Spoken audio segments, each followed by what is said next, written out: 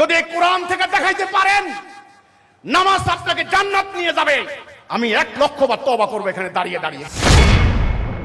এই ধরনের উদ্ভট বক্তব্য দেওয়া এটা আসলে মূর্খতাসুলভ বক্তব্য এবং নামাজের প্রতি তার একটা বিদ্বেষের মনোভাব ফুটে ওঠে। আসসালামু আলাইকুম ওয়া রাহমাতুল্লাহি ওয়া বারাকাতুহু। দর্শক, আপনারা এতক্ষণ পর্যন্ত হিজবুত তাওহীদের যে ইমাম বর্তমান হুসাইন সেলিমের একটি মূর্খতাসুলভ একটি বক্তব্য শুনলেন। সেখানে তিনি এটা দাবি করতে চাচ্ছেন যে কোরআন শরীফে নামাজ পড়ে জান্নাতে যাওয়ার মতো কোনো আয়াত নাকি দেখাতে কেউ পারবে না, বা সে চাচ্ছে যে এমন কোনো আয়াত থাকলে কেউ দেখাক।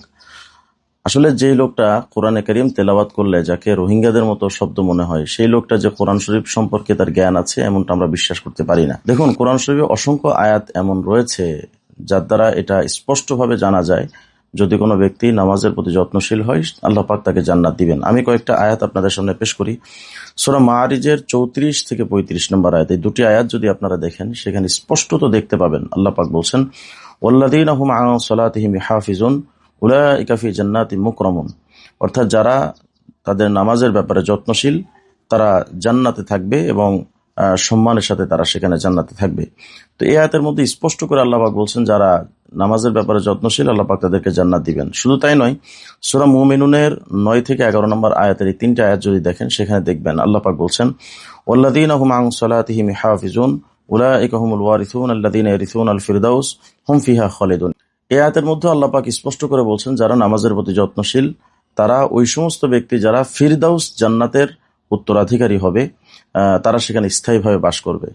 এছাড়াও সূরা বাকারা 277 নম্বর আয়াতের মধ্যে আল্লাহ পাক বলছেন, ইন্নাল্লাযীনা আমানু ওয়া আমিলুস সালিহাত ওয়া আকামুস সালাহ ওয়া আতাউয যাকাত লাহুম আজরুহুম ইনদা রাব্বিহিম ওয়া লা খাউফুন আলাইহিম ওয়া লা হুম ইয়াহজানুন।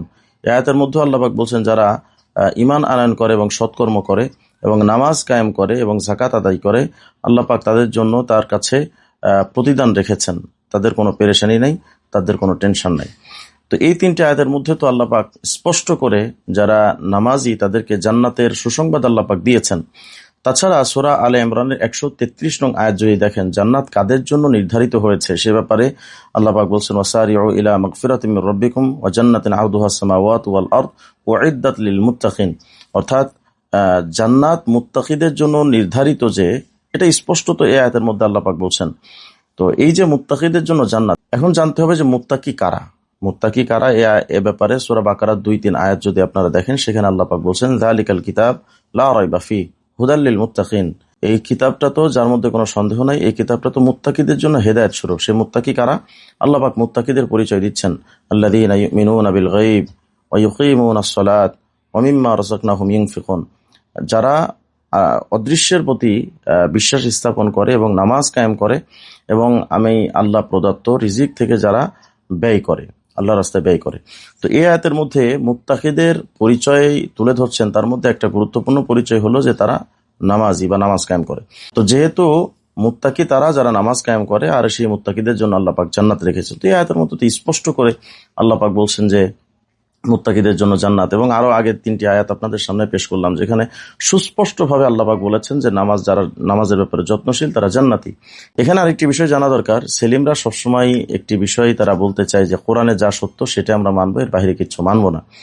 তো যদিও এটা আমাদের জন্য দলিলযোগ্য নয় যে শুধু কোরআন থেকে আমাদের দলিল দিতে হবে, হাদিসেও এই ব্যাপারে দলিল রয়েছে। তো যেহেতু সে কোরআন শরীফ থেকেই শুধুমাত্র দলিল চেয়েছে, এই জন্য আমি শুধুমাত্র কোরআন শরীফ থেকে দলিল দিলাম। এত স্পষ্ট আয়াত থাকার পরেও যে লোকটা নামাজের মধ্যে নামাজ পড়লে জান্নাতে যাওয়া যাবে এমন কোন আয়াত থাকলে কেউ দেখাক, এই ধরনের উদ্ভট বক্তব্য দেওয়া এটা আসলে মূর্খতাসুলভ বক্তব্য এবং নামাজের প্রতি তার একটা বিদ্বেষের মনোভাব ফুটে ওঠে।